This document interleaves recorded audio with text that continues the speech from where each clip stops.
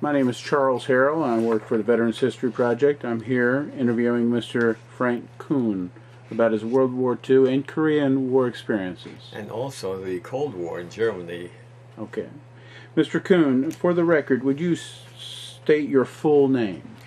Frank J. Kuhn, Jr. And what is your current address? 14101 Sullivan Road, Spotsylvania, Virginia.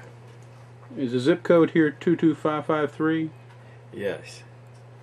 Mr. Kuhn, can you tell me where you were born? In Philadelphia, Pennsylvania. And when were you born? July 12, 1917. During World War II, what branch of service were you in? Army Corps of Engineers.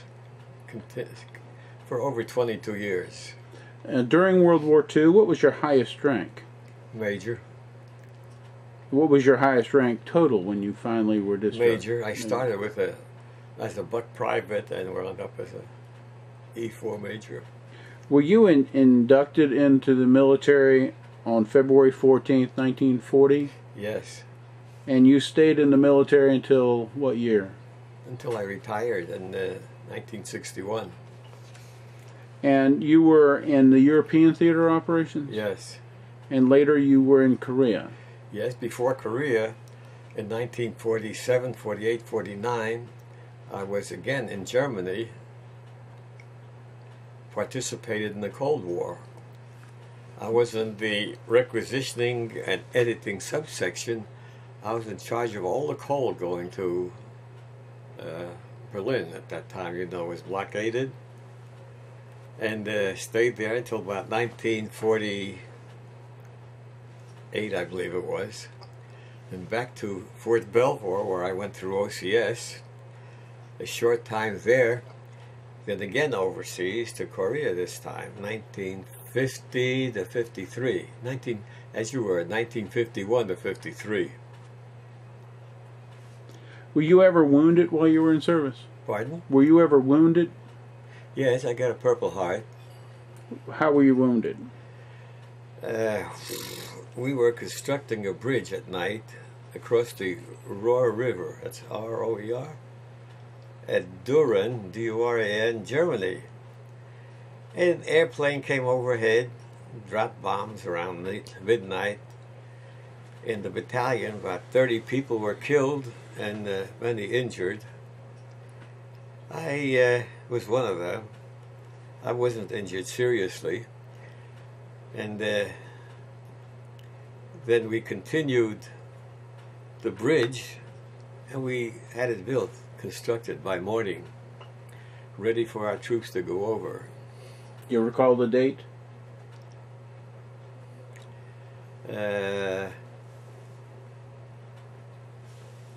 No. Were you ever a prisoner of war? No. Did you ever receive any special awards? Oh, I got the commendation ribbon with metal pendant. And in fact,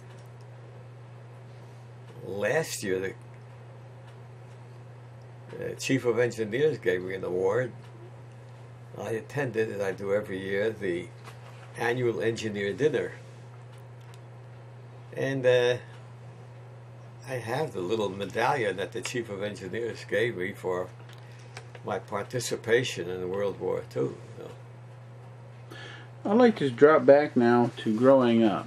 Some of your earliest memories. Oh, that's pretty hard to remember that I was growing up. Can you tell me about your dad and your mom? Well, my father and mother were immigrants.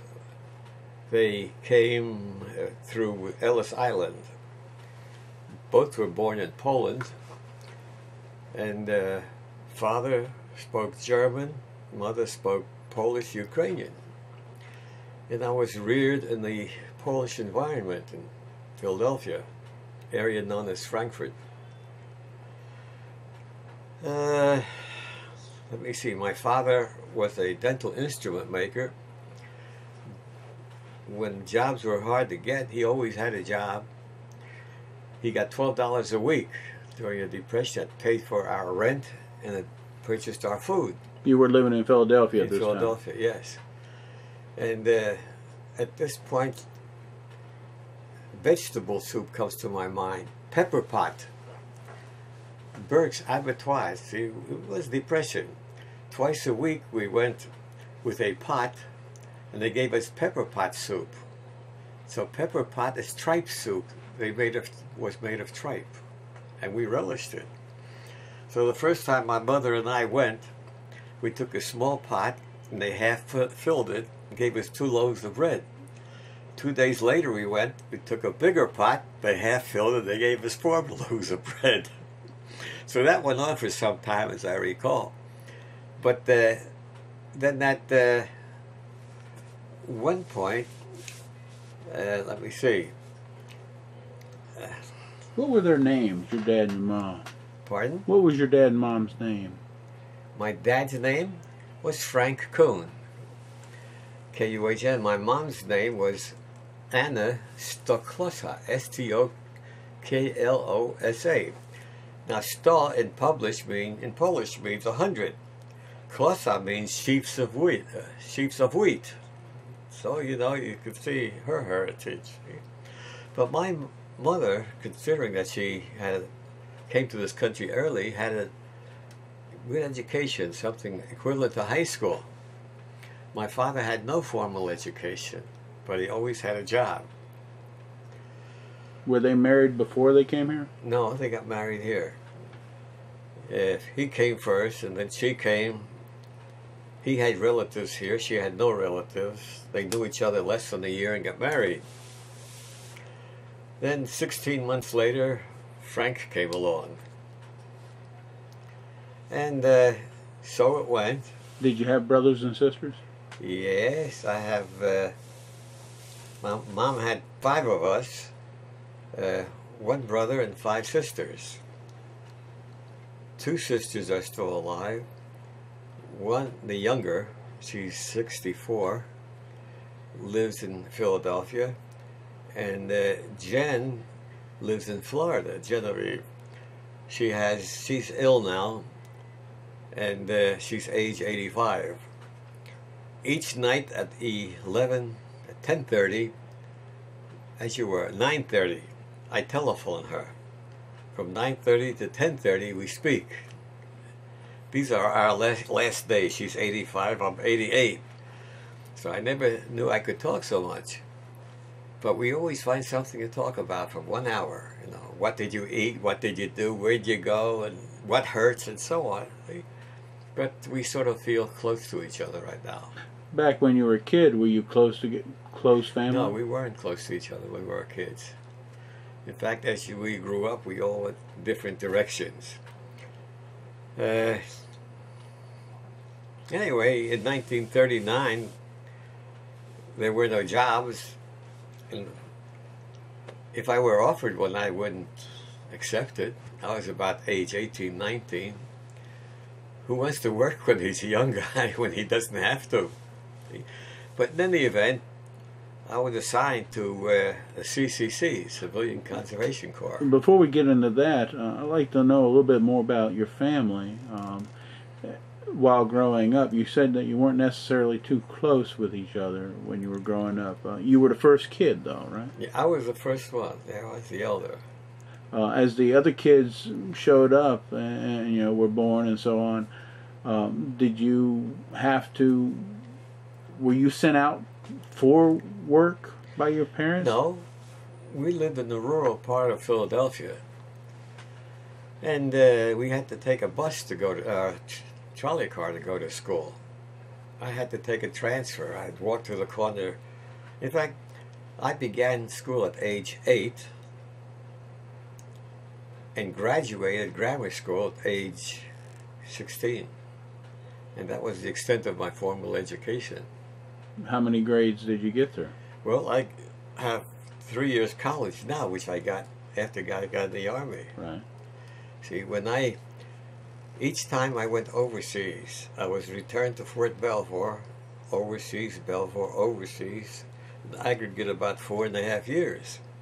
So my job at Belvior was post-troop information and education officer, and director of USAFI Education. USAFI, Armed Forces Institute, Armed Forces, is it Armed for, hey, USAFI. And I had that job, as I said, aggregate 4.5 years. I'm an 8th grade graduate, and they gave me this job. But I, of course, during my spare time, acquired 3 years college, and I figured that, what the hell, I don't need any more. I've had my experiences, so I just dropped it. In school, did you find it difficult? In school, it was difficult for me. As a kid? I liked arithmetic, reading and arithmetic. Otherwise, it was difficult for me. Yeah. During the Great Depression, was your father ever unemployed at any times? No. But I hesitate to tell you, but I'll tell you, they didn't live together. They couldn't get along. The parents? My mother and father, yeah. You see, he was of German extraction and she was of Polish extraction. As the two nations, you know. So that sort of intervened in our growing up. I didn't want to tell you this. Did you have to move with your mother or your father? We moved very often during the Depression. We couldn't pay the rent, and the rent was something like $10 or $12 a month. So I remember my mother giving me $2 to go and hire a horse and a wagon before they took all of our furniture and put us on auction, whatever. So I'd get a horse and a wagon. I started when I was age 10. My sister reminded me of this just a few days ago. When she remembers me sitting on a horse and wagon, holding a horse back like that. I don't remember that. I don't recall having that guts to do that. But we did. We loaded the wagon up, moved a mile down the road, and so on. We did a lot of moving. Renting most of the time? Pardon? Did they ever own a home? Oh, no.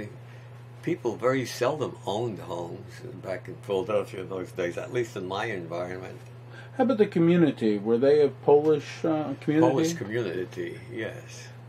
Did your parents, when you were growing up, did they speak English most of the time? They spoke Polish most of the time.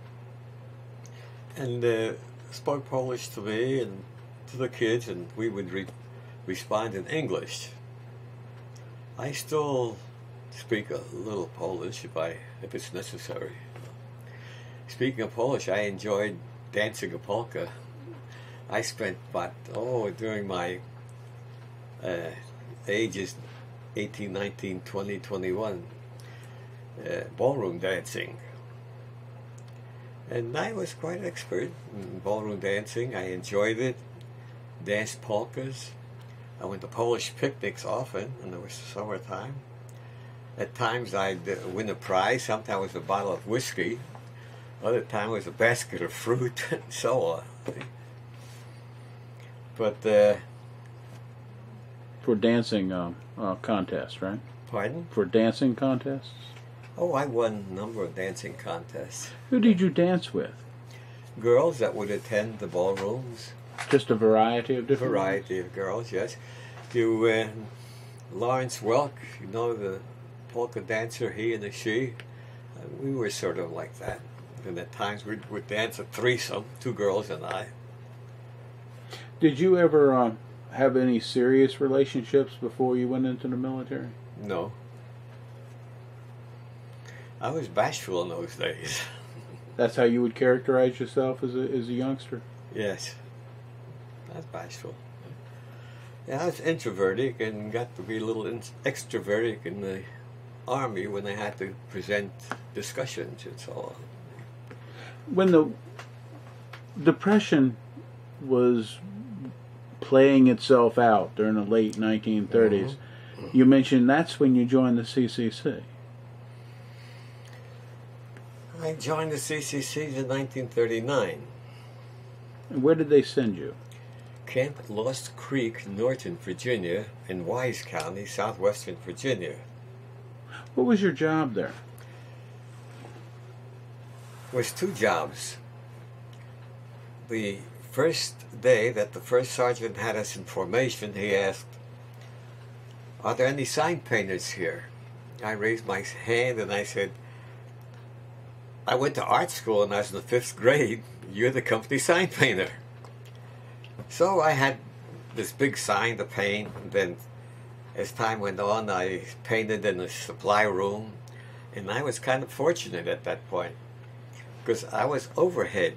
I was among the half a dozen people or so who stayed in camp, while others were piled in trucks and went up to build a park on a mountain. They built Jefferson National Park, and it was cold in those days. I went there once, see. Then they had put me in overhead, so I relished that. Was everybody else about the same age as you were? I guess we were all about the same age. Yeah. That's where I got the interaction with other people. How long did you stay in the CCC? Just 9 months. You mentioned that a first sergeant formed you all up. Was it like the military? Pardon? Was the CCC like the military? It was the military. It was the foundation of the military.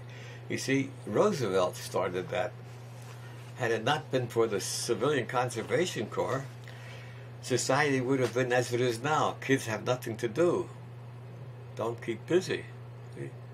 It was compulsion, forced to be busy at that time, which I resented at the time. But as fate would have it, I continued in the Army. You know, one foot dragged the other one, and next thing I know, I was in the Army. But I think people should be busy. Else, you know, the brain doesn't work. While you were in the CCC, did you rise in rank? Yeah, I came up to what was equivalent to a corporal in the 6 months. So you were supervising some other members of the camp? No, this was a specialist. I didn't supervise anybody. I was the assistant to the supply sergeant. Then in the Army, in the National Guard, they sent me to 1 week school, and I returned a specialist as an artificer, repaired small arms. We were in the armory in Philadelphia. And then... did you like guns and stuff? Pardon? Did you like guns as a kid? I'm mechanically inclined, if I may say. I use my hands and invent things, you know, so... and then inducted into federal service. Then I became a specialist, 4th class. I looked like a sergeant here, but we had a T in the middle of it here. Before we get there, you mentioned you joined the National Guard. Why? Nothing else to do. My friends said, "Hey, come on, you drill 1 day a week and you get paid for it. Come on." So I went. How was the first day in the National Guard? It was difficult. Not only the first day, the last day was difficult too. And we had those wraparound leggings. And after my 6 weeks of training or so, 1 day a week, I was compelled to march in ranks with everyone else. And the captain would march us. He'd give the orders. He'd say, "Hip, hip, hip, hip, hip." That's how it sounded to me. So I went that way, and everyone went that way, see. So little by little, I picked up on it. And there were thousands of us in my category about that time, see. Oh, there's one point I missed there before the CCCs. I had a good friend named Roy Luther. He and I were very good friends. So we ran away from home. How old were you? 16. Okay. Maybe 17. And we went to see the Chicago World's Fair. In 1936 or so? When was that? 19 something. They had a lot of them, but well, yeah. And then we went to Detroit and Michigan and Saginaw. We were bums, hobos, and tramps. How'd you get around? Pardon? How did you get from place to place? Well, in those days there were transient bureaus in these big cities. they would maintain or sustain us for 3 days, food, clothing, shelter. Then after that, we would go, okay, to the next transit bureau. Or we would hitchhike in the cars, and people would give us $5 a piece, or we would ride the rods, the train. You rode the underneath we rode of the the train? rods quite a bit, the train in between. That was quite an experience too, you know. Can you describe one day on the train? Well, you know, driving into railroad yards, there are detectives there called railroad dicks. You're not supposed to ride the trains or rides and so on. Right?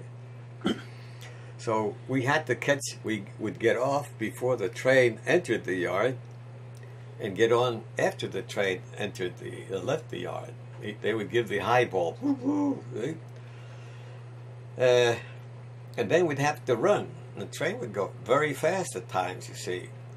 And with a technique, we would have to catch the car to the left. So when we grabbed the rung, our legs would swing against the boxcar. If we would grab the rung in the front, we would go between the cars. You follow?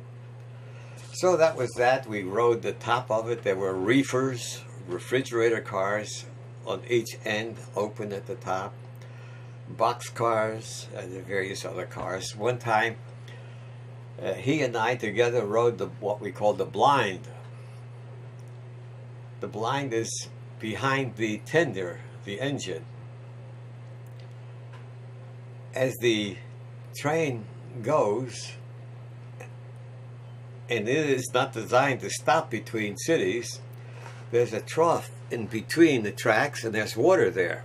So they pick up water on the fly. So we got drenched. In the middle of the winter we got drenched. We never rode that part of the train anymore. I'm talking more than I should. No, you're getting right to the topics here. This is what we want to know.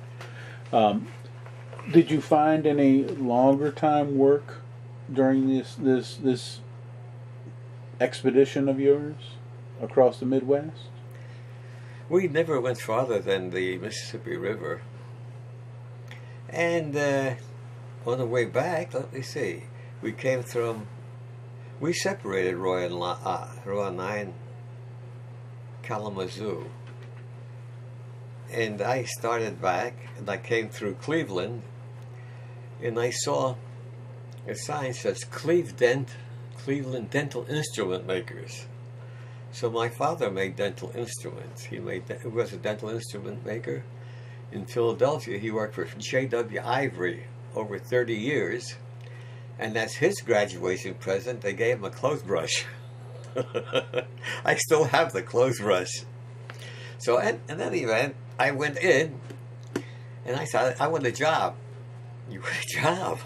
Yes. I said, my father's a dental instrument maker. So we talked some more, and they gave me a job. In Cleveland? They gave me a job. I worked there for about a month. And then I wrote a letter to home, and they wanted me home, and so I went home. I could have been well off had I stayed there. You know, they started me making wood points and menial work, carrying water for the people. Then they got promoted to making wood points, and then on the lathe and other machinery and so on. And I enjoyed that. What was your first real job you did have? I guess that was my first real job and only job, other than the Army. So you went home, Mm-hmm. and you stayed at home until you went off to the CCC. Then the National Guard and CCCs from the North and the National You Guard. mentioned that it was real hard on your first day of the National Guard. Where did you have to report during those National To the Guard Armory days? In Philadelphia. in Philadelphia, the engineer, Broad and Callowhill Street, I still remember. So it was an engineer company you were doing? Engineer, yeah. I started in the Corps of Engineers as an enlisted man and always stayed with the Corps of Engineers. Did you enjoy what work the engineers had, and is that why you stayed as an engineer? Pardon? Were you just assigned there, or did you enjoy Well, that? I was assigned as an enlisted man. Then I went to OCS, and that was funny also. Before we get to that, though, here you are. You joined with National Guard in 1940 or 1939, whenever it was. And the war's not going on. Did you know a war was we going to were happen? inducted into federal service after Pearl Harbor. And we were on the South Carolina maneuvers, 2-week maneuvers, when we got the news. That's where you were during Pearl Harbor in South Carolina? That's where we were when Pearl Harbor happened. Did you know beforehand that that a war was coming and we were going to get involved? No, we didn't know. No clue. No, we didn't know. It was a surprise. Tell me about the South Carolina maneuvers with the National Guard. Do you recall what you did then? I recall, let me see, within 2 weeks, I was, let's see, I had 2 jobs then. I repaired small arms, I don't know, before or after I went to school. And, let's see, two events occurred that I remember. At night, we were practicing war. And there were umpires all over the place. And this boy named Woods, they referred to him as Woody with a wooden gun. He and I were placed on guard at the approach of a bridge, one-way bridge, at night. And it was around midnight. We were told to guard it, allow nobody to go across. So we fell asleep. Both of us fell asleep. Then I heard a rumble. And about 3 or 4 of the vehicles of a convoy coming back, it's halfway across the bridge. So I jumped up and I stopped the convoy. I said, "You can't do that. The bridge is out." He says, "No, it isn't. It's still here." I says, "I blew it." I went under the bridge showing them the explosives. So I caused more trouble during that period. They weren't supposed to go over the bridge. I exploded. Anyway, I got a commendation for that, good remark for that. That was one incident. And the other one was we were in Dismal Swamp, was it? Is that in South Carolina? It may be a different swamp, but you were in a swamp. It was a swamp. We had maneuvers, and I was on we had half tracks. The Army had half tracks. It was regular wheels in front and a track in the back. And they were valuable additions to stable organization. There was only one authorized per company, and that was all kept in the back, never up to the front. In any event, 2 of us got caught, by the enemy. Were you one of those? No, I don't know whether I was enemy or friendly, but you had 2 sides, see. We were caught, and we were placed on a half track, right? And then everybody went out, and I started to drive the half track, trying to escape. We were taught always try to escape early when you're captured. But they caught me, and then they tied me into the half track and left a guard with me. See, I was aggressive in those days, a young kid and aggressive. And that was about the size of it. But you heard during that time about Pearl Harbor. Yes, that's. Did they announce it any particular way? No, somebody had a radio, and they heard it on the radio, portable radio. Had you ever heard of Pearl Harbor before? No. Oh, there's another event that happened there that is important in my life. Captain Brooks was the company commander.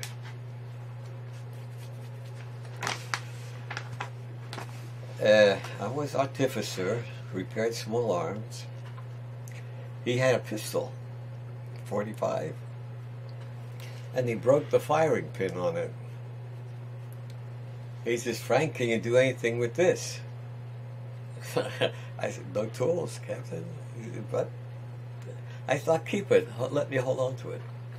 So as we were driving one day through a village or a town, I saw a junk pile along the way, and I saw a sewing machine, you know, the kind with the treadle. So I stopped the truck. So they stopped the truck.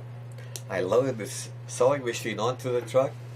We brought it to camp, and I made a lathe of it. You know, I pedaled, you know, and the wheel turns. And I went to the motor pool and got a valve from, I don't know what kind of a vehicle. You know what a valve is. And I inserted that valve in the chuck in my machine. And I got a file from the motor pool. And from that valve, I made a firing pin. That is hard metal. It took me a day and a half with a saw cutting off the head and then filing and filing on this carburanto thing. But I made it. He was so proud of that firing pin, he showed it to everybody in the battalion. See? That helped me to get to OCS. Ingenuity then, huh? At least I feel that way about it. All right, here's the other part of it. When we got back to camp, at supper time, are you recording all this? You don't have to say it. You don't have well, at supper time, after supper, or at supper time, the first sergeant, his name was Dice, D-E-I-C, he announced, anyone who wants to go to OCS, the Board of Officers will be at tent so-and-so, line up over there.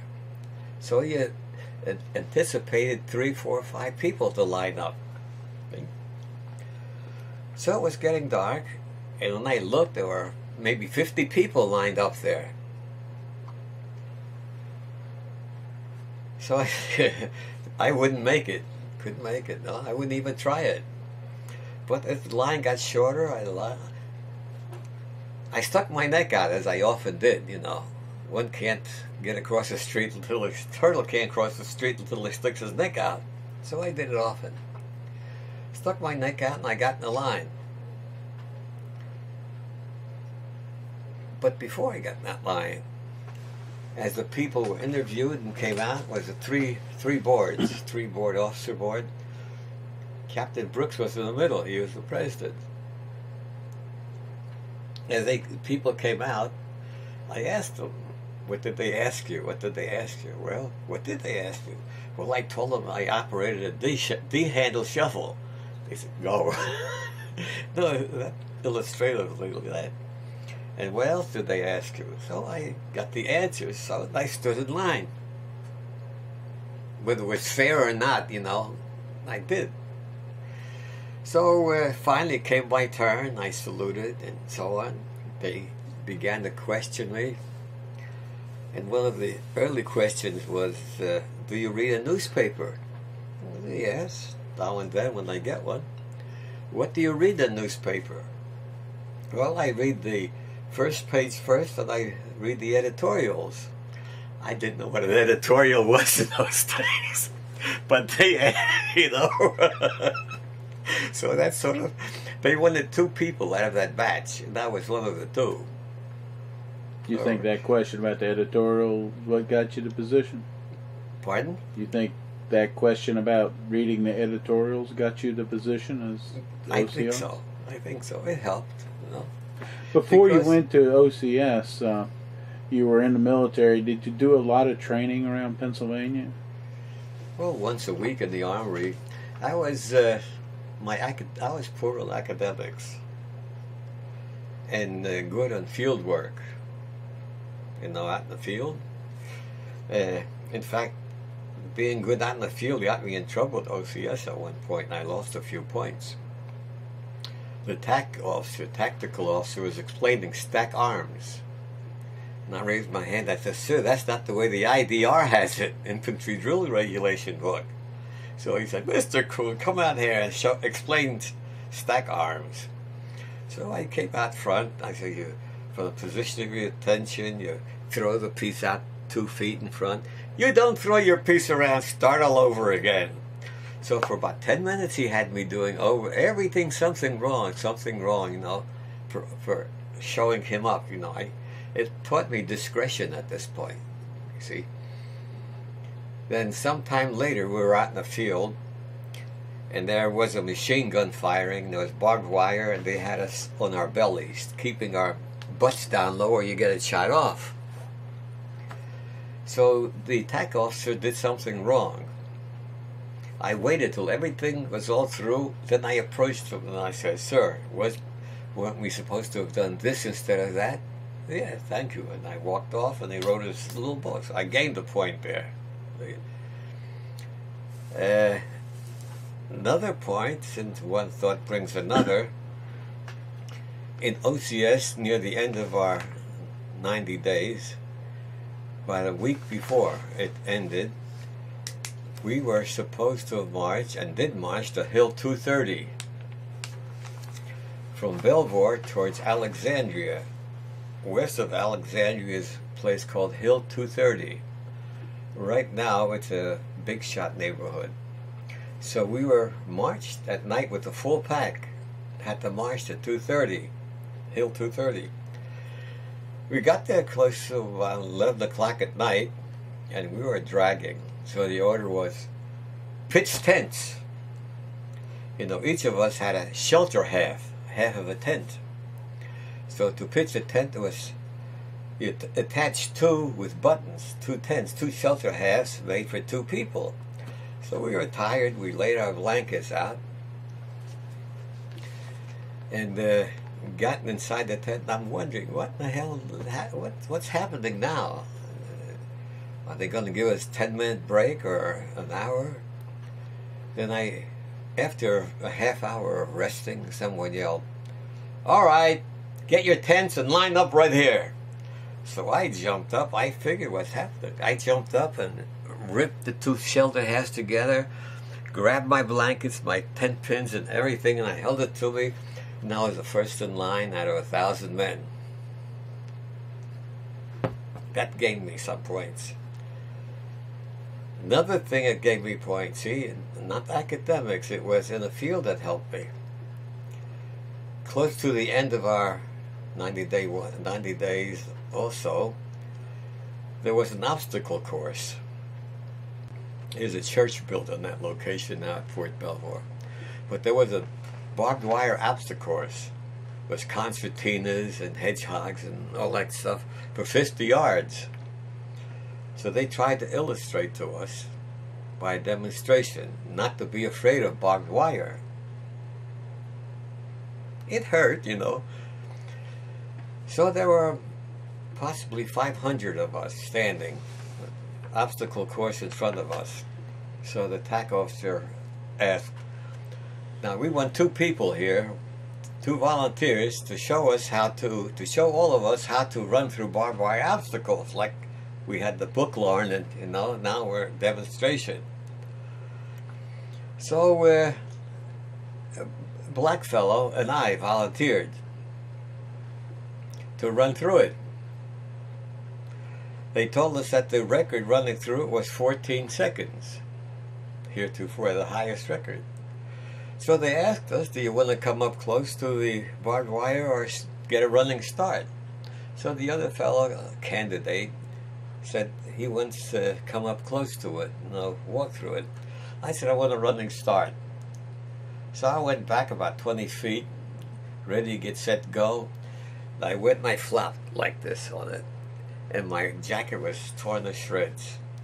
And my legs kept going, and my hands kept going, and I was upside down at one point. I looked back, and the other man is still standing there with his mouth open. He never did get started. I made it in 11 seconds. See? So I made these points. See, they figured this guy might be academically dumb, but we've got a war going on. We'll take this lieutenant, give him the lieutenancy, and let him go out there, and he's expendable anyway. So that's the attitude I had, and that's what I think they did. Did you make any friends in officer training? Pardon? Did you make any friends there at the OCS class? Any friends? Oh, nobody made friends in OCS, because as soon as 90 days are over, we all went in our different directions. I know nobody from OCS. However, we attend an annual dinner. I have, at least. at Fort Belvior for many years until the Corps of Engineers moved out west. But the engineer dinner is still takes place in Alexandria, Virginia, once a year. Last year I was there, and I got a medal from the Chief of Engineers. I'll show it to you if you want to see it. And there also we had a reunion of the OCS candidates. Of all the OCS candidates who went through school at Fort Belvior, there are about, I don't know, 2,000 of us. We have a reunion each year in different states. This year it's going to be the second time again in Alexandria. So I made friends there, so we still meet each other. You know, and they all look like old people. They seem to be aging, you know. They all age, but I. But in the wartime, you didn't remember anybody that you made friends with? Yes, I made friends. I attend as much as possible a reunion. Last year was Kentucky, and there's only one person left. The other members, about 9 or 10, are friends of the original person. Yeah. Well, you graduated OCS in January 1943, right? January 20th, 1943. Were you specially trained in any one area? I was good in map reading and good in constructing floating bridges. See, I had experience in heavy ponton bridges and then light ponton bridges, fixed treadway bridges, and the favorite, everybody's favorite, was the Bailey Bridge. It was like a tinker toy. It was an English Bailey Bridge toy. You know what a Bailey Bridge is? I know mine. I know explosives. We were trained for explosives for the D-Day landings. When did you ship out for England? Pardon? When did you ship out for England? We shipped from England. Took nearly 2 weeks on a boat, and we landed at Gourock. I don't know how to spell it. Scotland. And we shipped out from Fort Dix, and that was in 19. Gee, you're bringing back memories. And that was in 1942, late, I believe. Oh wait, no, 43, late 43. Now, in retrospect, at that time I was with the 512th Engineer Light Ponton Company. Light what? Light Ponton, P-O-N-T-O-N, not pontoon. I was a personnel and supply officer for about 4 months. Then we went to England, and I got still a supply officer, captain, and gathered supplies for the invasion.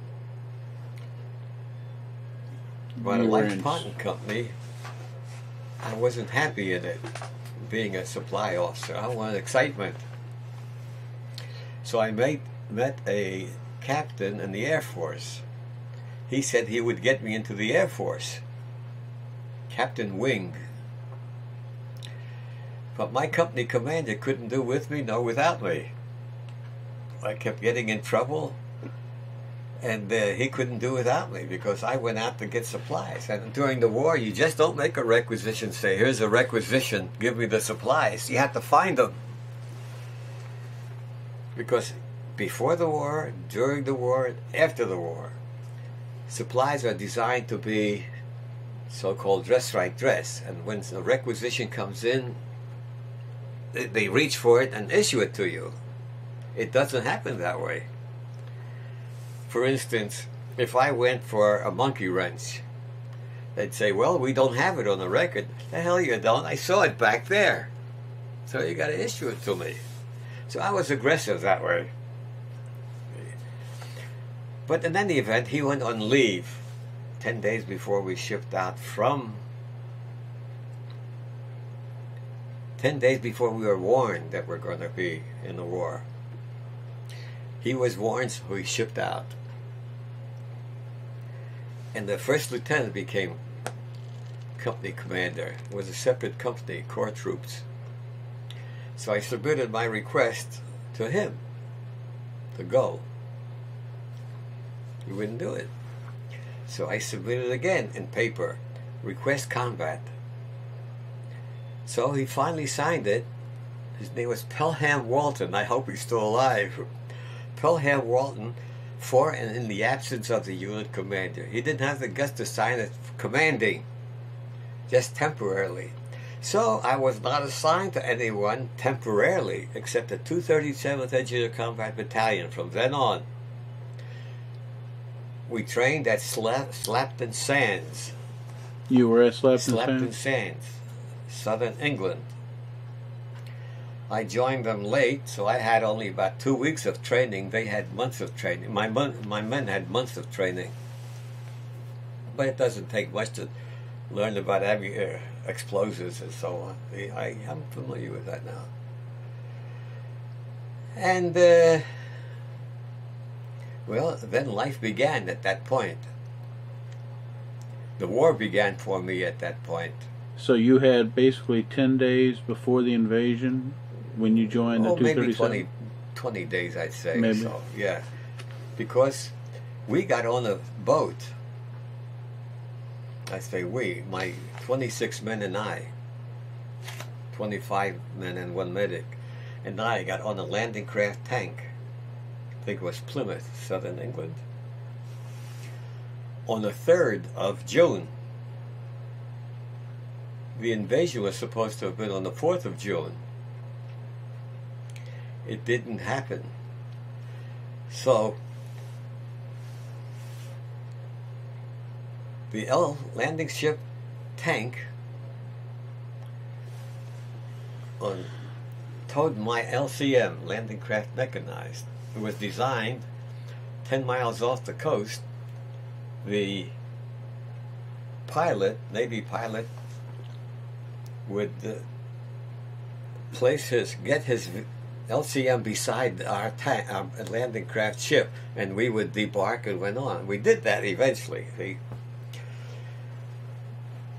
4th, around in the 5th, all around in the channel, and we were all sick. Did you throw up? And on the LCT, landing craft tank, were 4 tanks with tankers, and they got tired of our engineers. They were all playing, shooting crap, playing cards, doing everything, sleeping, passing time away. So finally came time. And the early morning, there was a boat, speedboat, came beside us with a megaphone, yelling, come on, you're late. So we went through our ritual, and on this LC landing craft ship was the Major Ralph Ingersoll. He wrote a book, Captain Top Secret. He mentions about a little lieutenant from Brooklyn in it. I was never in Brooklyn, but everyone was in Brooklyn now in those days, you see. So, and the invasion didn't turn out the way it was planned. And what you read in history books, so far as Utah Beach is concerned, is not true. Tell me about you learning your mission. How much time did you have to learn what you were supposed to do on D-Day? 2 weeks. On 2 weeks. See, being an officer, you don't have to get time to be trained. You're supposed to know all this stuff. Except when you're not in war. You read books, you study it, and then you present it the next day. In other words, you learn as you go along. In other words, at this point I remember, P-Day, preparation, explanation, demonstration. In other words, you prepare first, you explain first, you demonstrate. It's our formula. And then and then as post-troop information education officer. That was a part of the Army program under Why We Fight series, our democratic propaganda, if you will. Each week we'd get a title or a subject, a little pamphlet from way up headquarters. I would brief about 40 to 50 subordinate officers at Fort Belvior. They would take it to their units and so on. That was the E part of TINE. The I part, I ran the Post newspaper. I did run it. I had 4 men running it. I was the responsible officer for it. And then what? Tell me about the people in your company. Do you recall any of their names?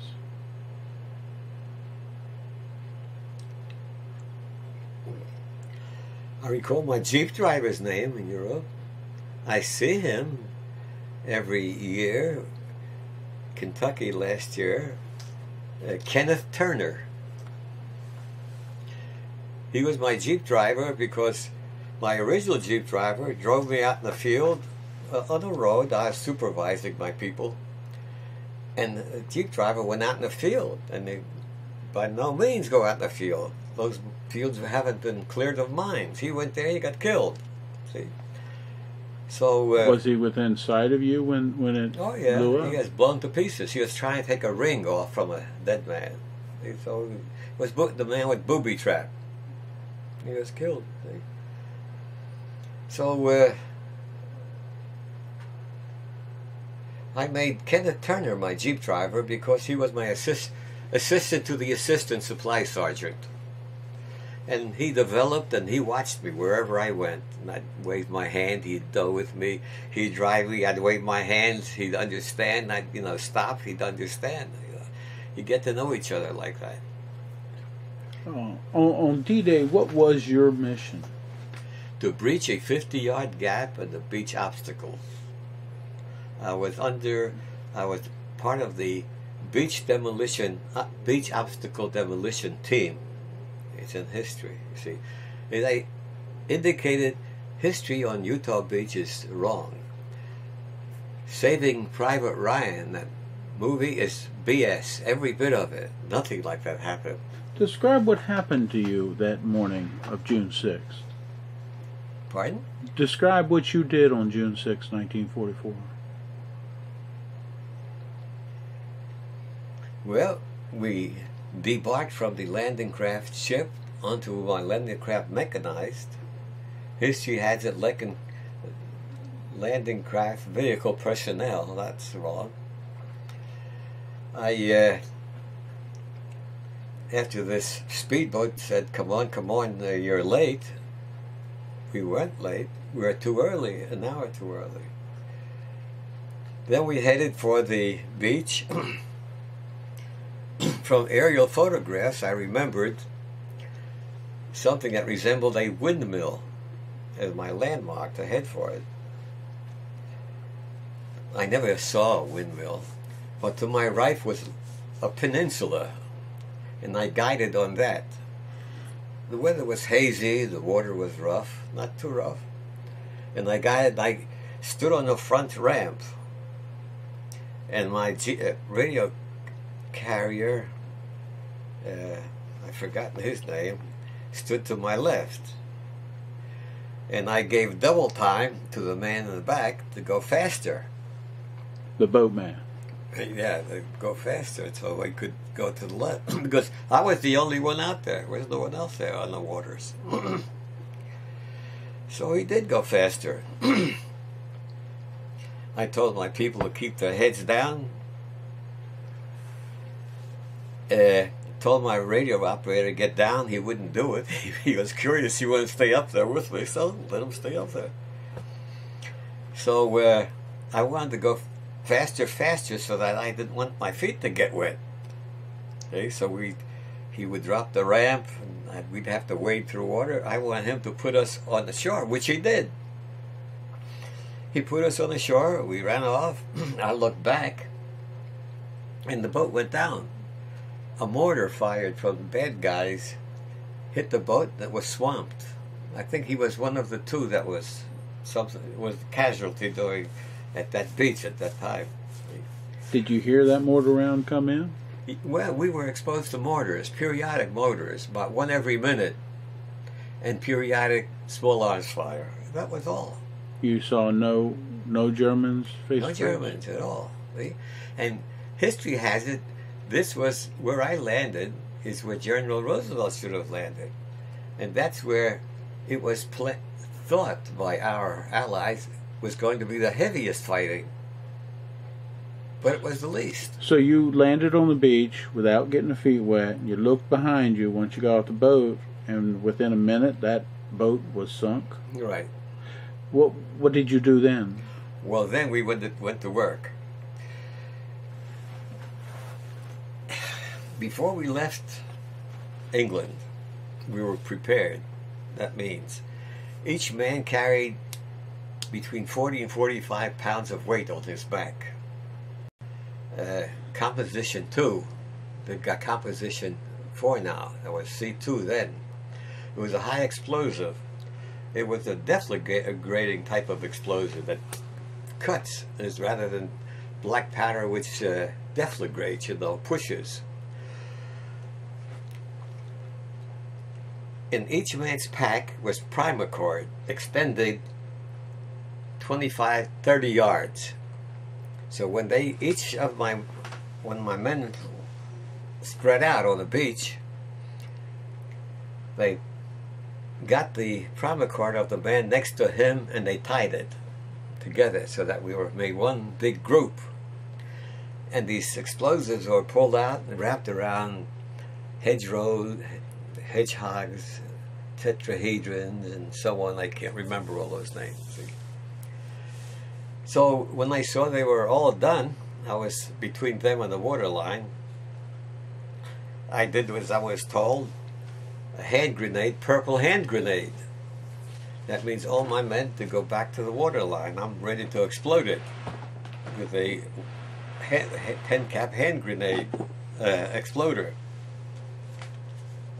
As soon as the purple smoke went up, fire increased, mortar fire, and we were fired from the shoreline too, friendly fire from a ship. Hollingsworth was my radio operator's name. So we were fired at both ends. So I blew it, everything went out, there were my men.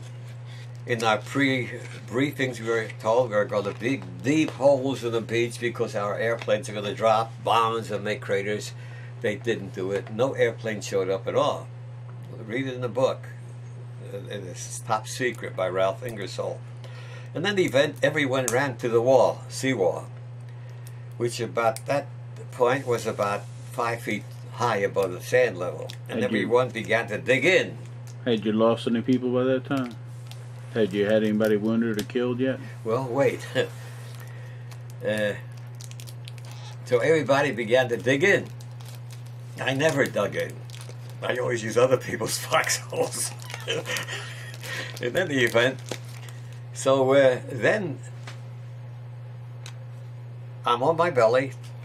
Hollingsworth is on his stomach. The SCR 100 radio on his back. I'm trying to contact Colonel Lynn, my battalion commander. And I couldn't because his boat sank. He was saved. But talking from this position, I turned over to see what's happening. And I heard a whoosh, and the 50 caliber bullet went and hit my radio operator in the hip. I called for medics, and they said, that's a 50 caliber bullet in him. So I say, you stay with him. And then down south of me, to the left, I saw this black dot on the channel. It was the main force coming in. So we couldn't stay in position by the seawall, dug in, because the mortars kept coming closer and closer to us. So, of course, like the second lieutenant said, follow me. And we began to skirmish towards where the main force was coming in. So I looked back. I said, Sergeant Williams, where are the men? only about half of my men with me. The other half wouldn't get out of the foxhole. So we had to go in and pull them out. You had to pause. Sturdy, you know. So here you are running down the beach, and your men aren't following you. That's right. What do you do? So, Sergeant Williams and I went back, pulled them out.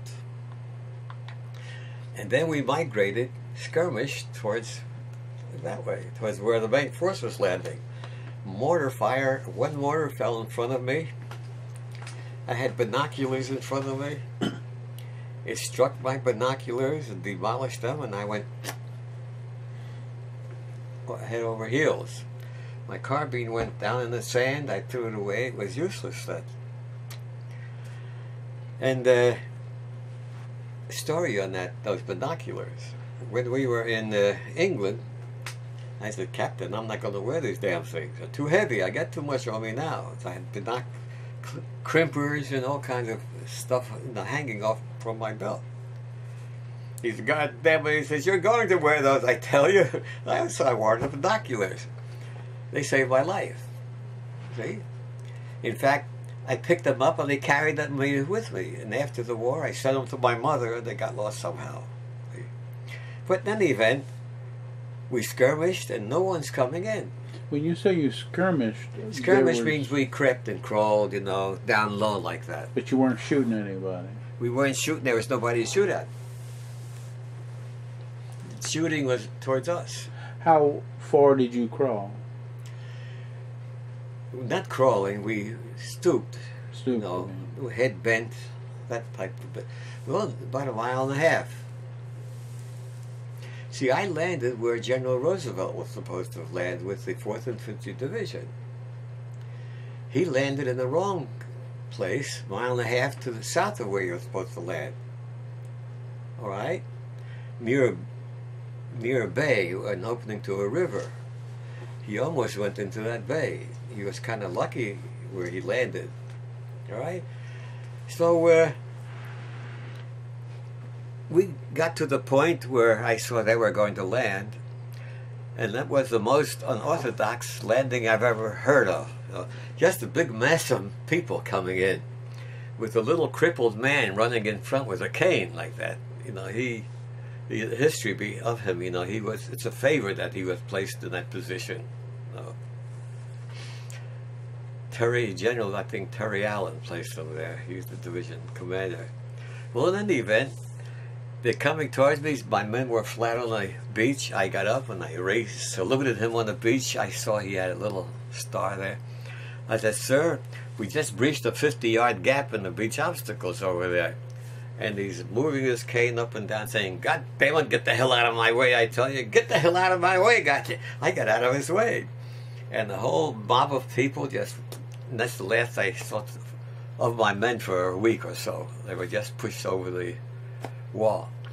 He climbed on the wall, waving his cane, yelling, come on, come on. And for that, he got the Medal of Honor. Was the beach where he landed, was it cleared of obstacles? No, it wasn't clear. There were no mines there. But there were... There were no mines where we landed except beach obstacles. There were a few sparse beach obstacles where he landed. See? He would have been better off had he landed where I landed. It would have been better off if we had no Air Force. Those men were wasted. The Air Corps, the 82nd, 101st. Quote me on that. Because that was a waste. And I think less men would have been hurt had he landed where I landed. See? So when the big rush of men came across Utah Beach, they sort of gobbled up your men too? And yeah, gobbled up everything. For 2 or 3 days I wandered beyond the seawall.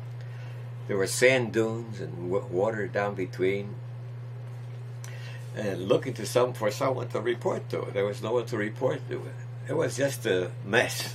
That's the only way to describe it. Your radio operator was gone too? The radio operator, I haven't seen him since then, Hollingsworth. He came from Washington State. On that day, I mean, did he go and over the seawall with the rest of your folks too? No, I left him on the beach with Okay. the medic. Yeah. That's right, Hollingsworth. Sergeant Williams and I. No. You said you wandered around looking just for somebody to report to. Yeah, Were it you- was a mess. Nobody to report to. Troops are wandering in every direction. No control. See, but history has it that General Roosevelt controlled everything. That he said, "Hey, we landed on the wrong beach. We'll start the war right here." That never happened. And he got the Medal of Honor. See? When did you finally find somebody to report to? I think it was the third or fourth day. And I wandered into this camp about the fourth day. And I was directed to the Lieutenant Colonel, Battalion Commander, and I reported to him. He says, "Now you go over there to that Lieutenant so-and-so, he'll give you a job." Just like that. So for about a week, I was attached to that. It was a construction battalion, patching roads. I had 2 men assigned to me, and we had oil drums on the truck. We opened the bungs on the oil drums and dropped them on a sandy road, and that's how they utilized the lieutenant. I did physical labor, using those drums. And this colonel was actually nervous. He was all excited, didn't know what he was doing. Were you? Did you have any men to command at that time? I had 4 men and a driver, so we all worked. In fact, thinking about it, the executive officer was a major. He would come and inspect us. He'd say, "You're putting too much oil here. Spread it." Somebody else would say, "You're not putting enough here. Spread it here." See? So I think it was about a week I had that job.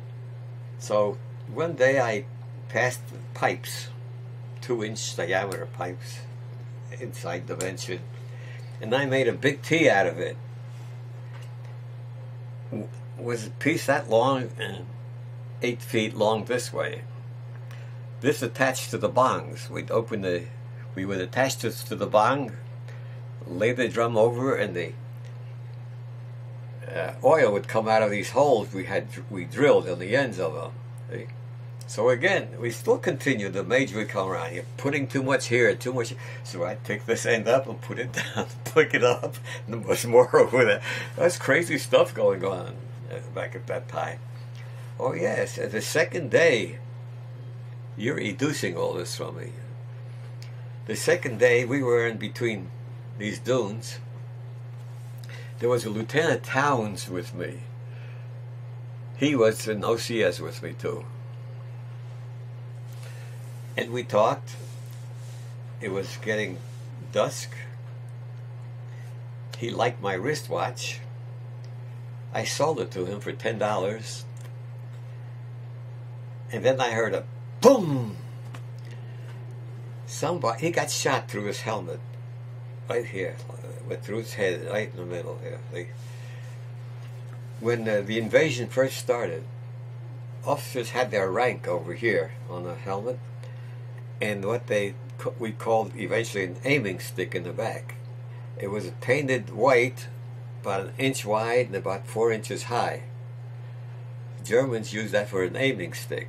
So eventually the Army had that all wiped off, and all the rank wiped off here from the officers.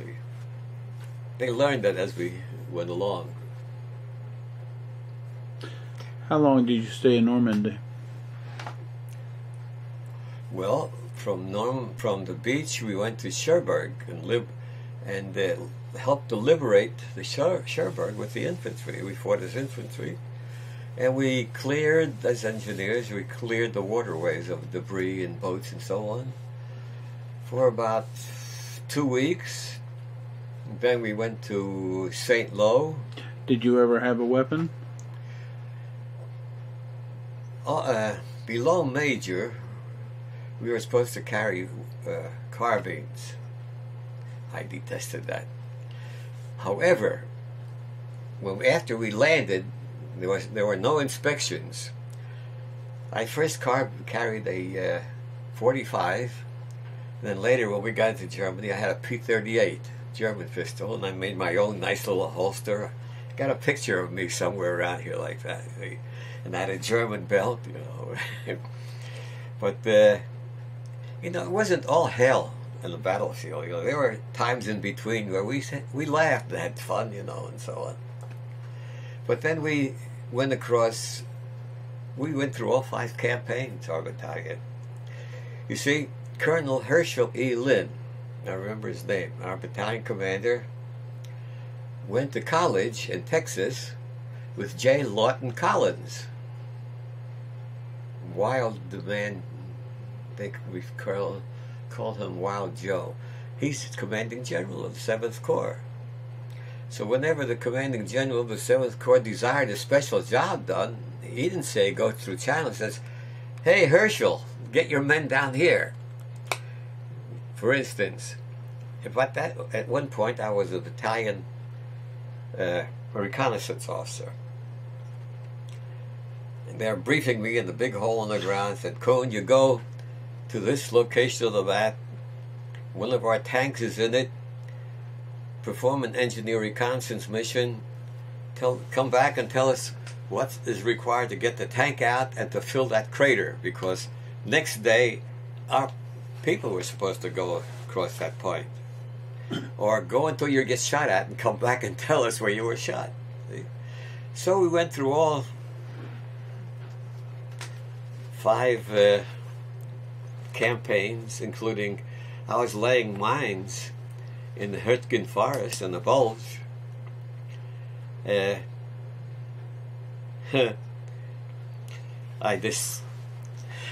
another funny part. I had my cargo truck, and I had, I don't know, 15 men in it, plus our Christmas presents, the platoon Christmas presents. So I was given the mission to lay a minefield, AP mines. We heard the enemy coming. Anti-personnel mines, about that square and about that big, very heavy. So I dispersed my people as guards, and my jeep driver, platoon sergeant, and I did the work. We had 3 cases of these mines. One man opened the case, the other man primed them, and I carried them out to the field myself and planted them. Now, you're always supposed to face the enemy when you're planting a minefield. Now, these mines were designed to explode different ways. We could have a taut trip wire, a loose trip wire. You could have 2 mines across like that with a taut wire, both go off. So I'm laying these mines. Leaves were about 6 inches deep. It was drizzling rain. I don't know how long I laid them. It came to be night and it was dark, and I still hear the enemy in front. So I went back at one point, no one there. Enemy came and they took off, and I was over there. The enemy moved from here to there, and I was facing them all the time. So it took me all night to get back to my camp. Talk about scared. I was so scared my kidneys went like that. Here I'm in the middle of my own minefield, and on my hands and knees feeling for wires, and then coming to one, it's very slowly like that. It's a frightening feeling. So that was another episode. We fought as infantry at Aachen, A-A-C-H-E-N, Aix-la-Chapelle. It's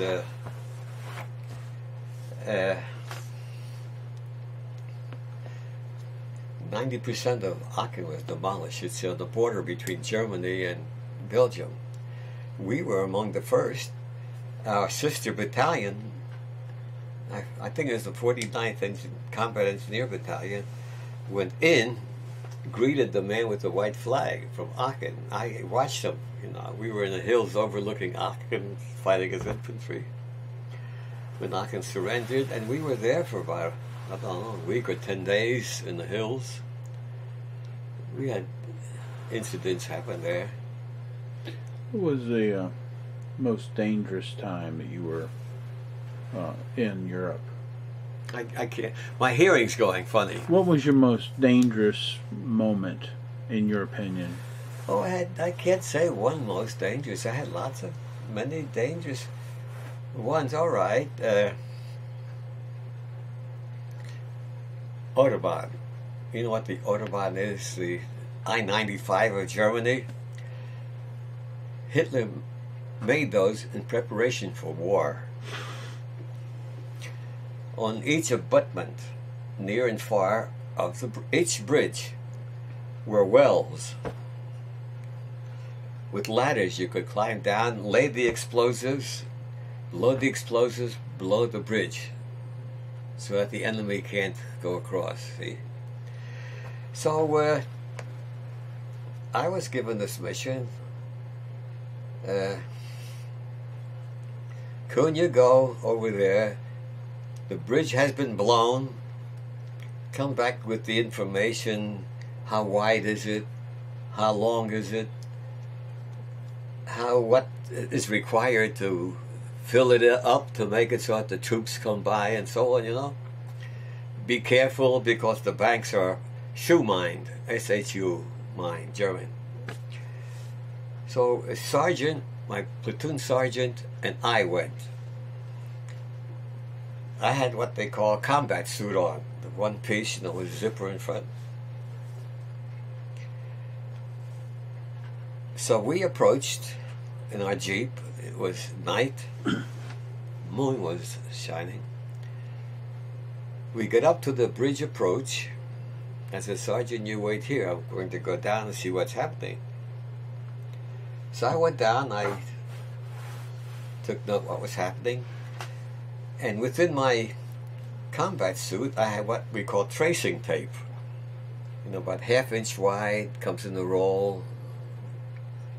You know, they're primarily used in the Army when we bivouac in woods.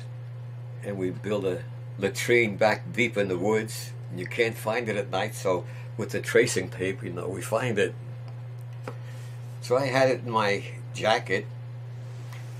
So I measured from the top down and tied it off, put it in this pocket. How wide the bridge off, tied it off, and put it in this pocket. Down below in this pocket, and that pocket, see? So I misjudged at one point. When the bridge fell, it fell in the water with the surface of the bridge on an angle, see? And water was rushing by. So I figured when I'm down there, I could jump across here and get more measurements. I didn't make it. I fell in. See? I figured that's the end of it. But my carelessness, by leaving the zipper down, that saved my life. See, the near shore was built with bricks, and the bricks were jagged underneath the water. And one of these jagged bricks caught my jacket long enough for me to get a grip, you know, and pull myself out. Oh, and I was frozen that night. Oh, I mean, it was cold and frozen. I got back, but that was one of the. I didn't think of. I had many of them, you know. Can you tell me about the most ridiculous thing that happened to you when you were in the which? Most ridiculous thing that happened to you? Mm-hmm.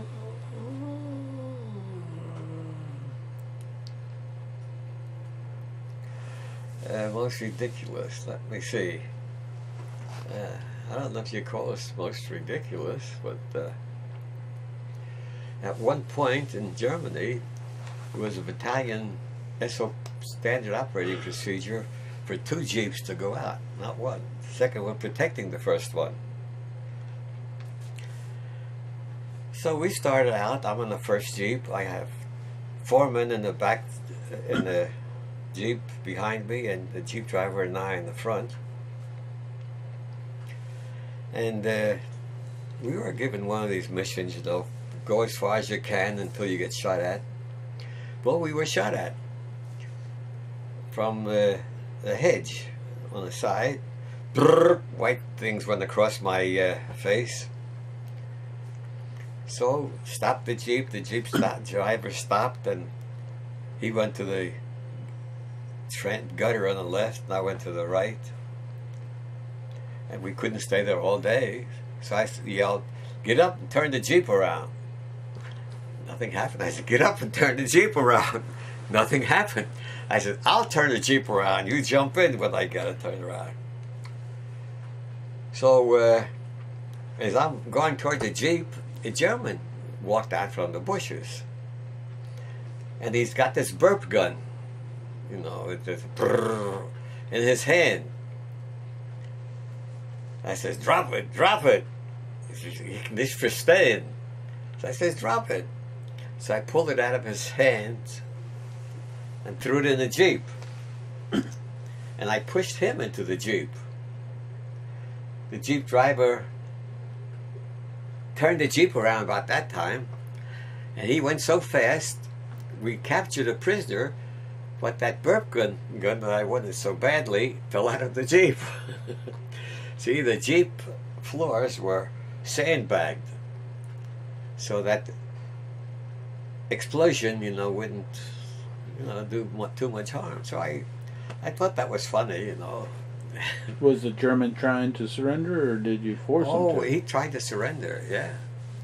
But however, we came back with the radiator leaking, and in the back our water can was full of holes. So we must have ducked just between bullets, between here and there, you know.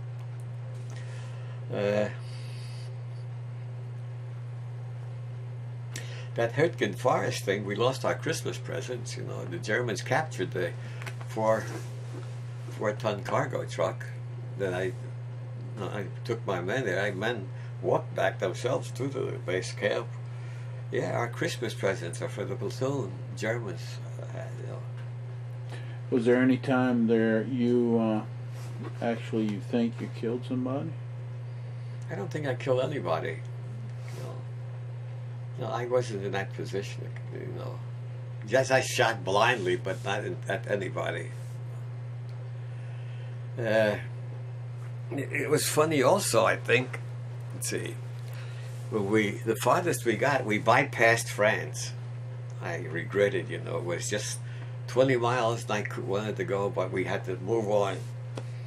So when we got as far as Leipzig, and I knew of Leipzig from history, you know. It was a big city.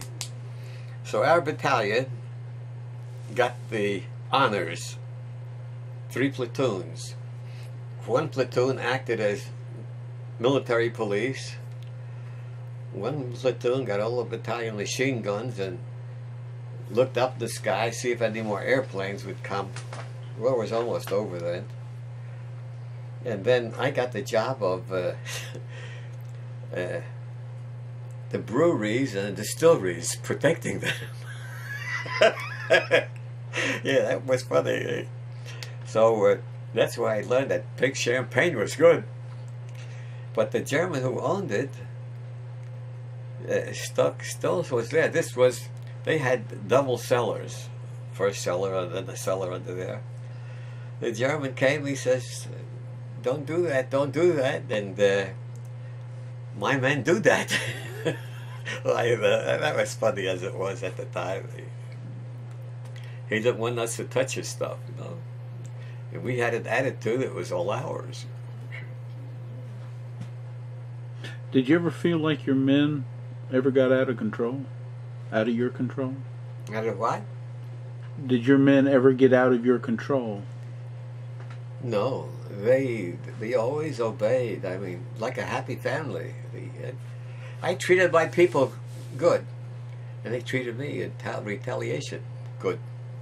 Were you on first name basis with them? Oh no, not that way. No, no, no. No first man basis, you know. Whenever I said anything, I said it normally without yelling, and they did it, you know. And you asked if I remember anybody from my OCS class. Yes, from my OCS class, there was another lieutenant. I won't mention his name. He was, a tough guy. So we were assigned to the same outfit originally. He says, Kuhn, let's go up to the barracks and show these men how something, you know. We'll show them that we're lieutenants. You go yourself. See, so he did that. I wasn't that way. My nature wasn't that way, I guess. I guess personality and nature had a lot to do with it, too. And we were not West Pointers. See, West Pointers, like the Marines, are conditioned. We weren't conditioned fully. Was your troops or your camp ever see any of the German airplanes in attack? Yeah. That is just once, you know, on the beach, came night. There was one German airplane overhead. There was a lot of small arms firing at him. They captured him. He was a German, all dressed in a silver uniform. That's the only one plane I've seen while in Germany. However, at night, we were frightened. High overhead, they'd be going to camp to England, I guess. And we knew it was German airplanes because they had 5 instead of 4 pistons in their vehicles. Theirs would make a funny sound. Ours was smooth, you know.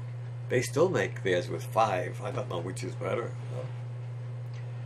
Was there any time when your troops had to retreat? No, we never retreated. Never in a condition to retreat. We stayed and fight, you know. Even as infantry, we stayed and fight. See, engineers have 2 missions. The engineer mission and also the support the infantry. And we did both of these at Aachen, supported the infantry. When our battalion arrived at Aachen, the infantry had an average 4 to 6 people per squad of 12 or 13. We had 13 people per squad. So we were a big support there.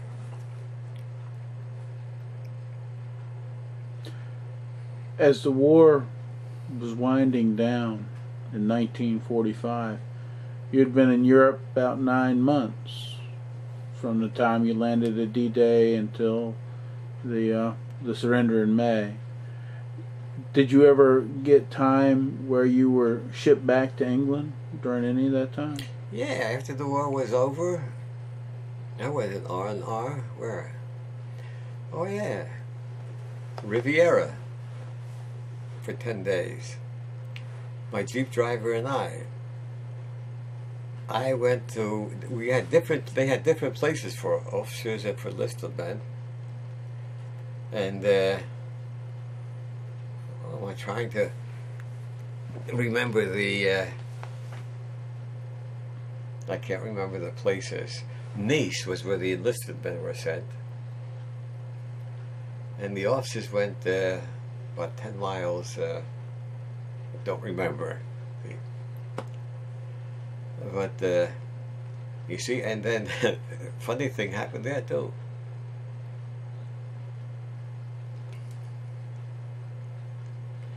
Well,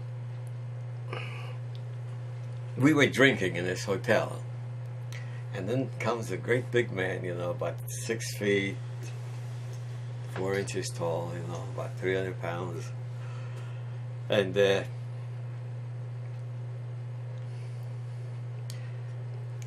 some sailors came in, and a fight started.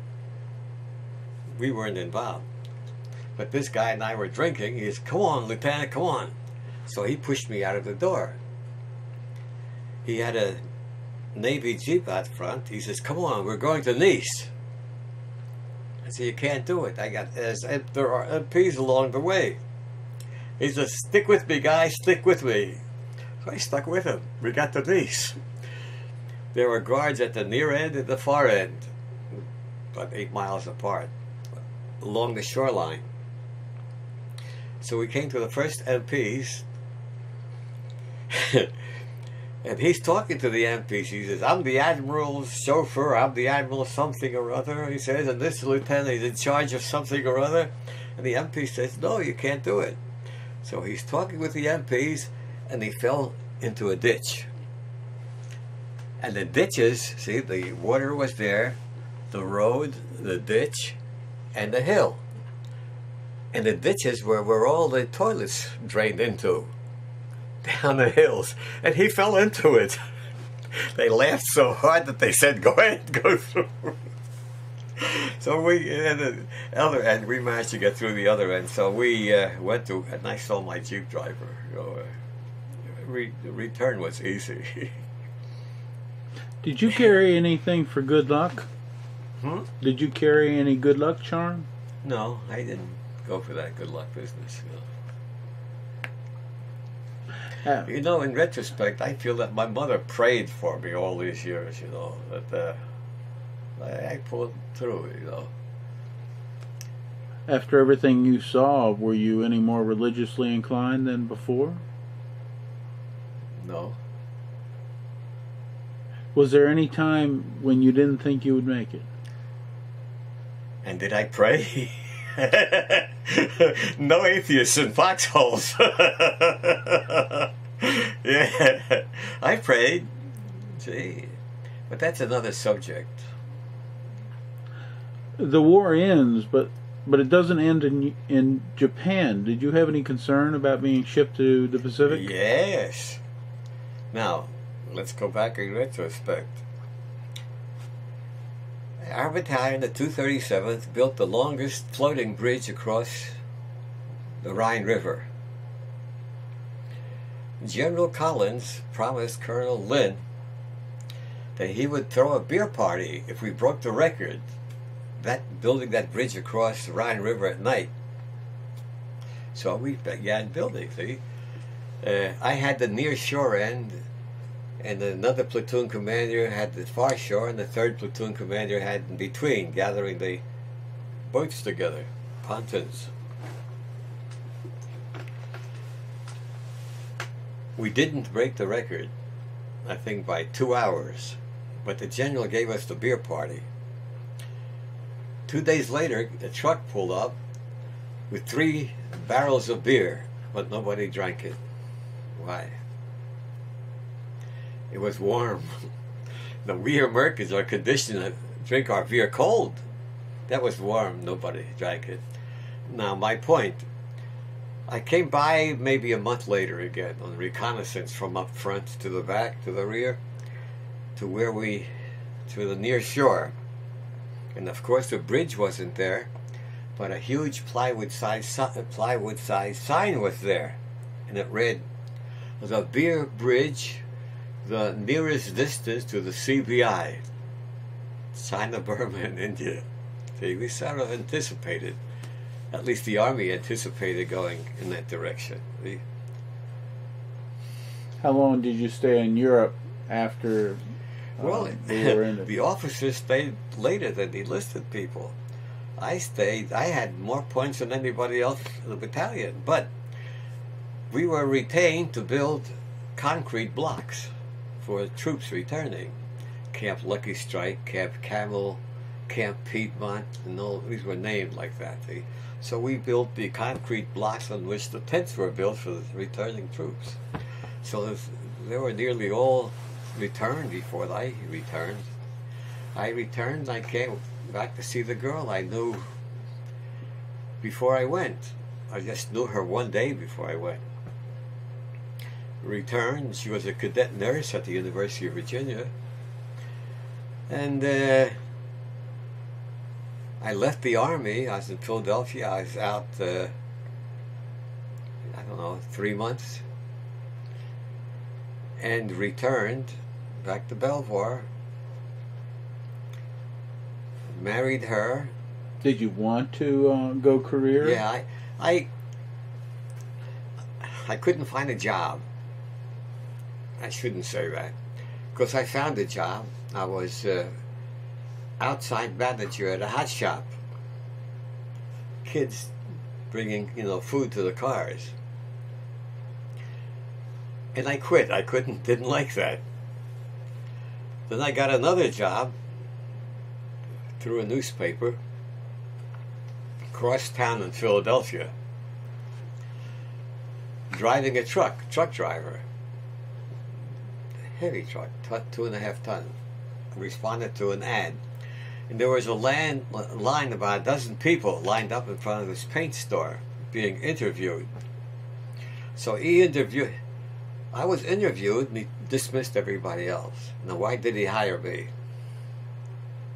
Because I was a captain. He was a captain to driving a truck. I had that job for about a week. I had to lift heavy cases, 4 cans of paint in each case, load the truck up in the morning, deliver it, come back. And it was rough for a captain. So that was all I did. I returned back to the Army, what was softer. Did you, you got married after the war? But 1946 in September. You said you went back in the Army. They sent you back to Europe. Yeah, they sent me back to Europe, to Germany for the Cold War. And then I had my wife join me there with a baby. Tell me what you did during the Cold War. Well, I was in charge of requisitioning and editing subsection. And I requisitioned these requisitions for coal going to Berlin. Were you involved with the Berlin airlift? Any what? With the Berlin airlift? No, I wasn't directly involved with it. But this coal was placed in buckets, so these buckets were on the airplane, and that went into Berlin. So every bit of coal that went to Berlin, I think, went through me. So for most of the part, I had that job, and then something happened. In this requisitioning and editing subsection, there was a major, a captain, and a first lieutenant. And the quota came down for one of us to go to school. The school was at Bootigin to the Troop Information and Education Staff School. The major wouldn't go. The captain wouldn't go. Who had to go? They sent me for a 2-week course. That's where I got this developed on the Troop Information Education Staff School. So after a 2-week course, I returned with an attitude, put me in a coach.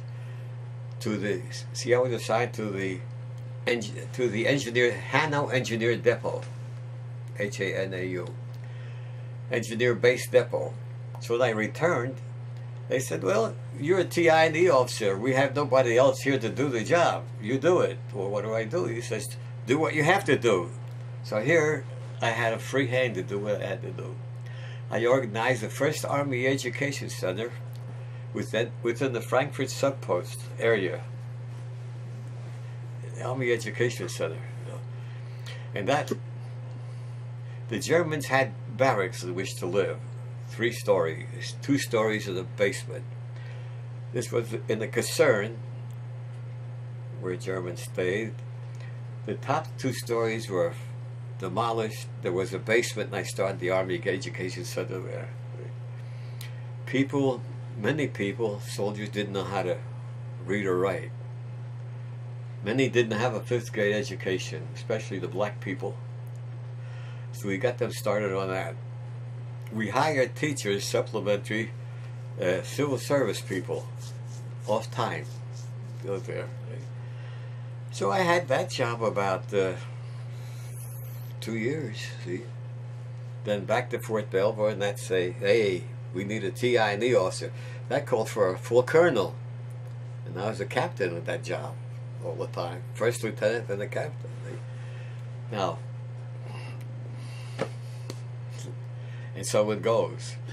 You then went after, when the Korean War started up, you went to Korea, is that true? Yes.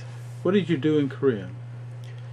I was a battalion supply officer looking for supplies for the battalion, combat battalion, with the 378th Engineer Combat Battalion.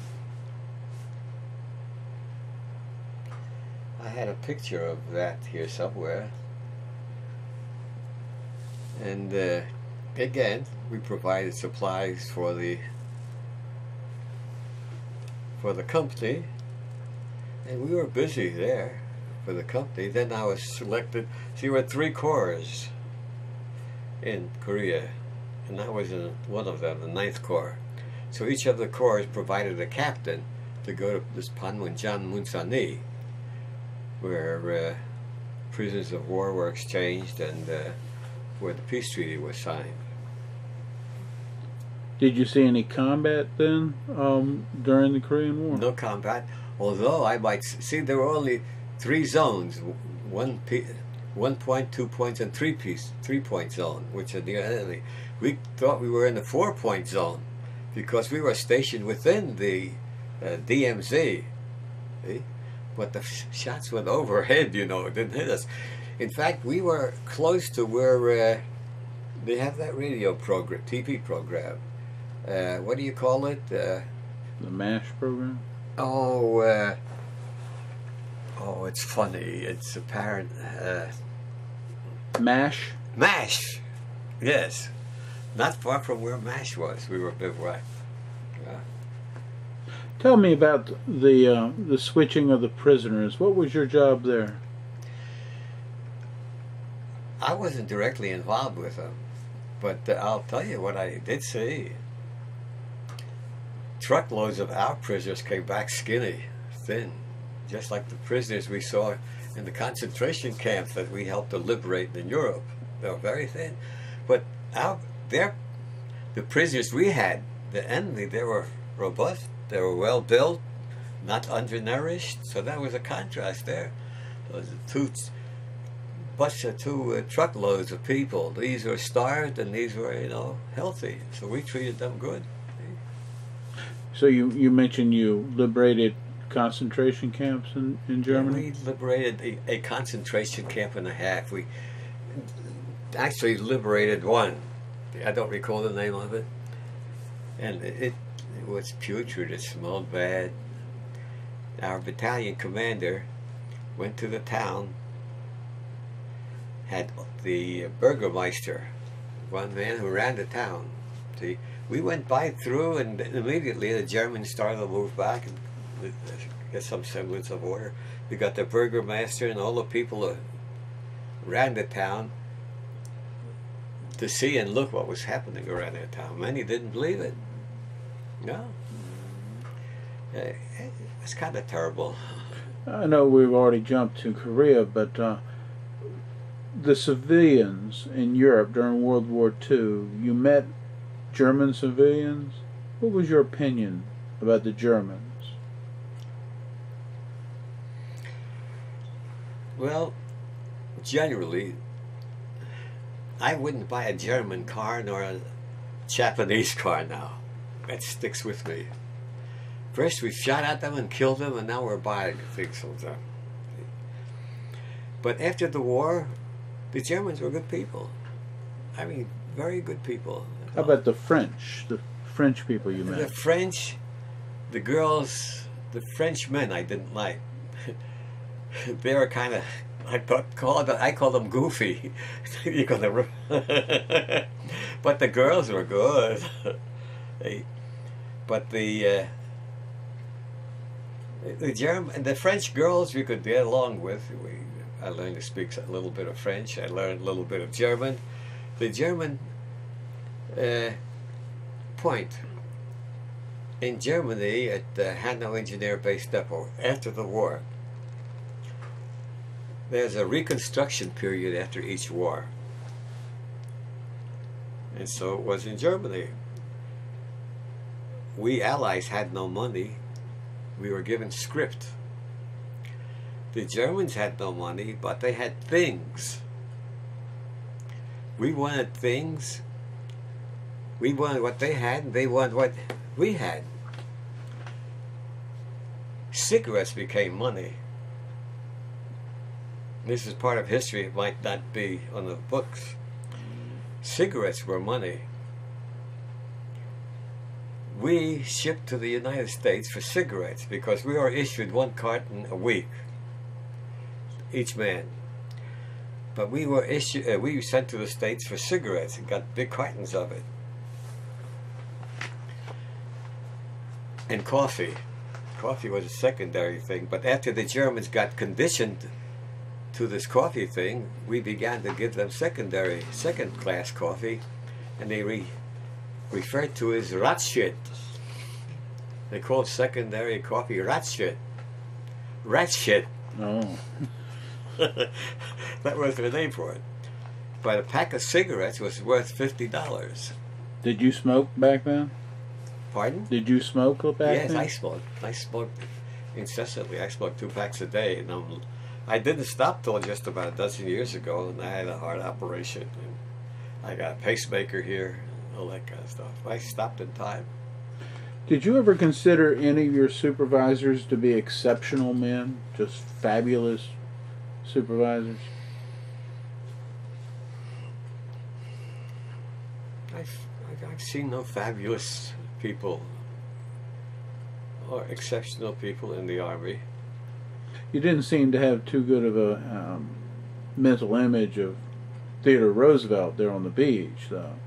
Well, I like Roosevelt on one hand. On the other hand, I don't like him because he sold Poland out, in the Big Three meeting.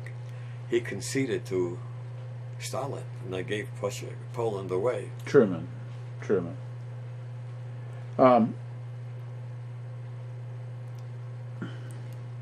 What was the food like for you during World War II? The Army food. Well, first of all, we had what we called iron rations, food in cans, beans and soups and so on. And we were issued a little can opener, which is now an antique.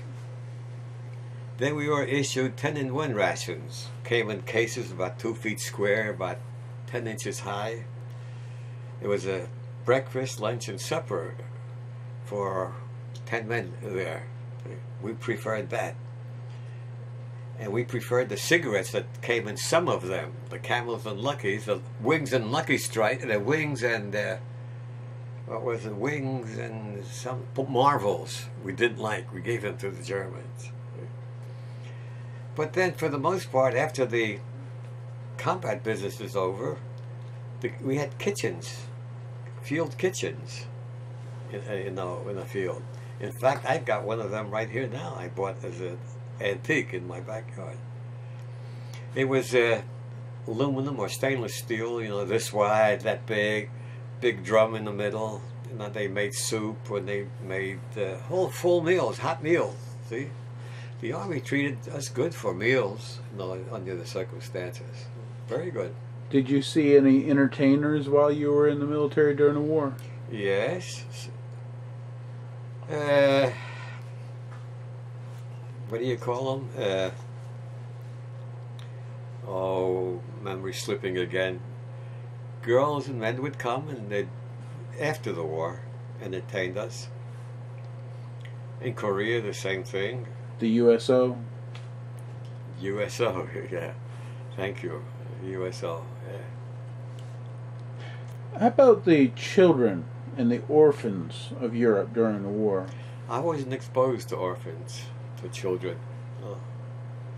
That came later.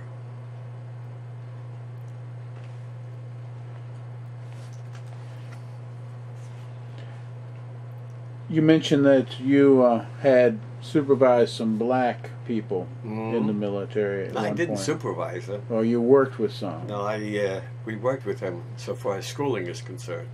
What type of race issues did the Army have to deal with when you were in World War II? There wasn't much interaction between blacks and whites. They were still not considered first-class soldiers.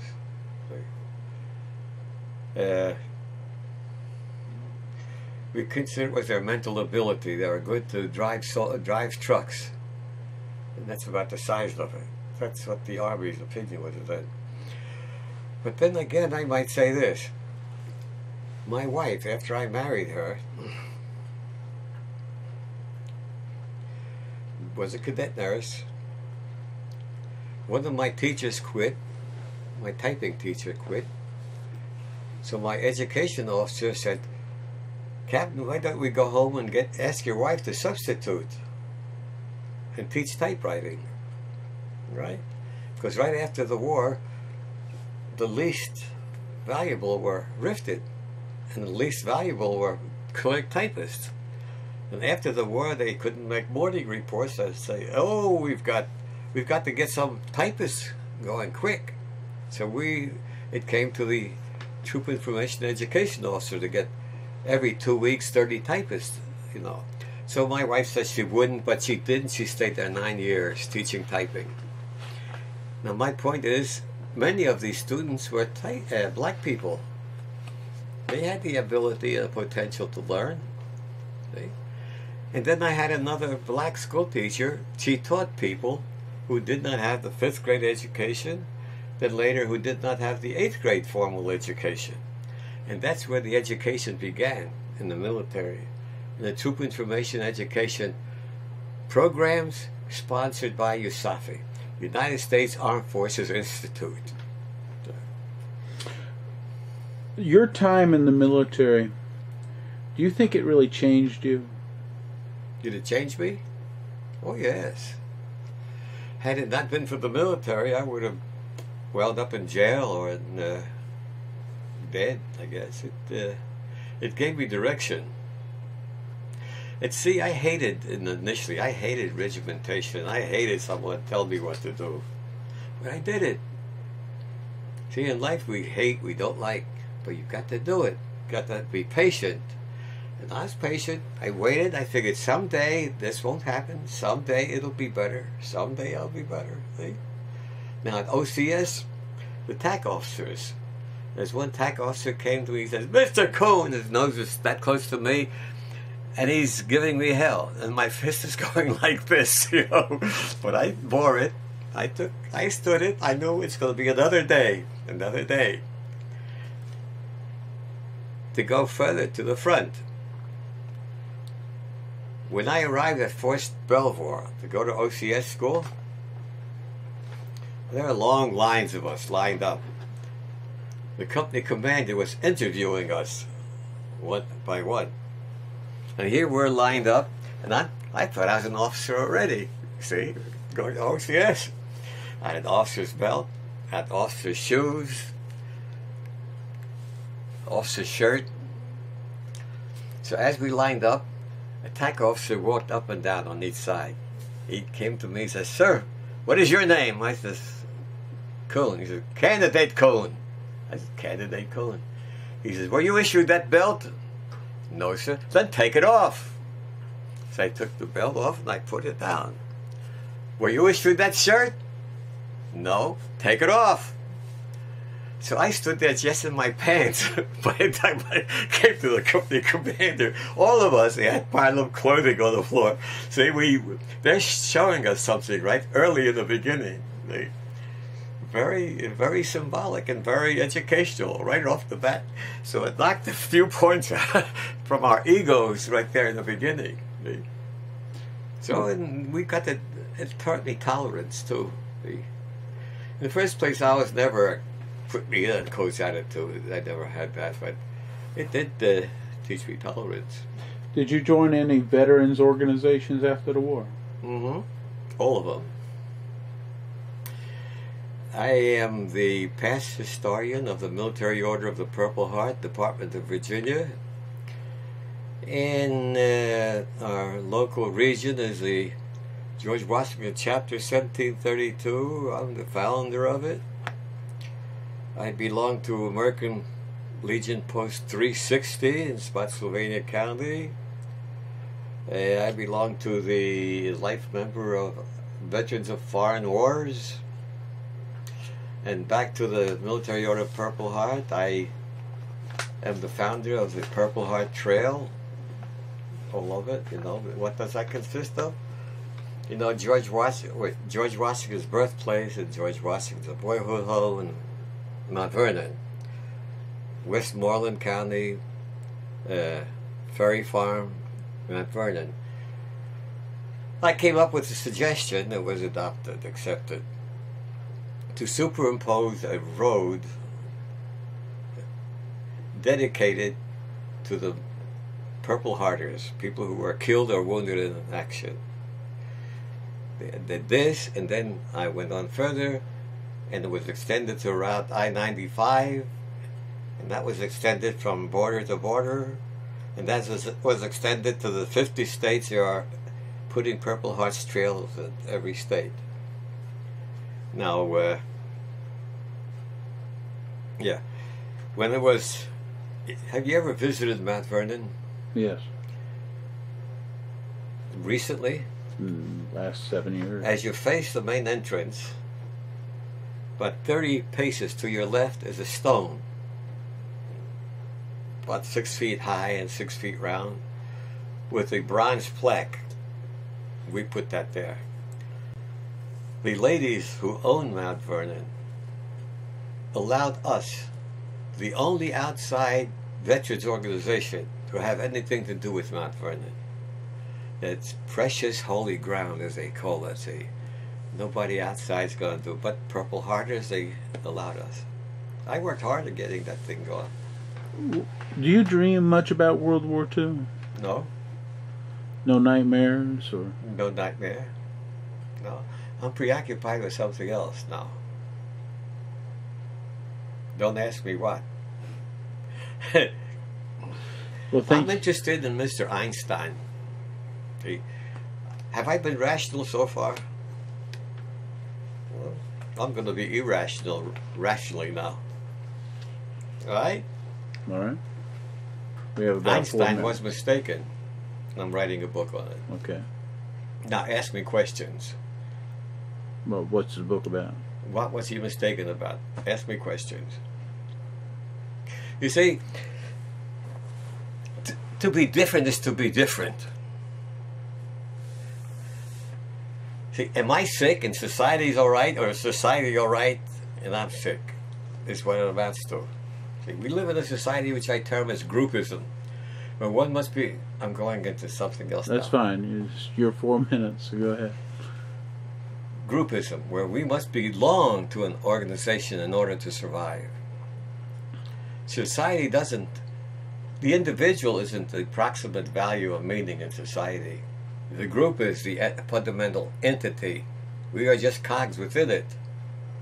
So that's one book I'm writing from that aspect. The other one is Einstein and his relativity. He was wrong, both of them, and he was wrong. He was wrong in E equals mc squared. You might say, well, the E equals mc squared, the atomic bomb came from it. True. Einstein I blame for that too.